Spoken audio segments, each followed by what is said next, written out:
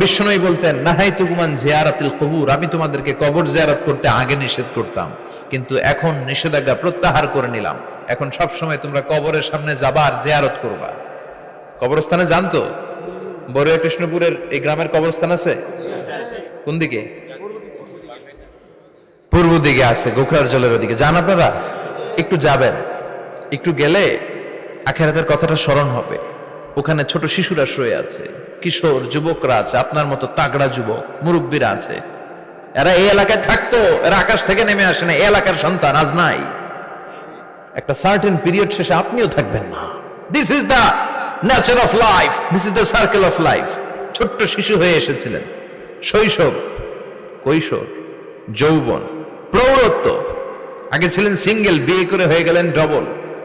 এরপরে আল্লাহ আপনাকে একটা মেয়ে দিল, এরপরে মেয়েকে বিয়ে দিয়ে শ্বশুর হলেন, এরপরে ওই মেয়ের ঘরে সন্তান হতে নানা হলেন। আর কতদিন? অনেক দিন হলো তো, অনেক লম্বা সময় পেয়েছেন আপনি।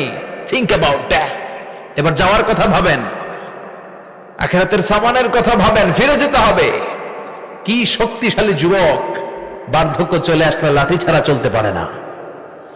কুচকুচে কালো দাড়ি সাদা হয়ে যায়, দাড়ির শুভ্রতা, বয়সের ভার, রং ধরা যৌবন জং ধরে শেষ, ঠিক কিনা? This is the circle of life. যুবক ভাইরা, এটাই জীবন, চলে যেতে হবে, কেউ থাকতে পারবে না, ঠিক কিনা?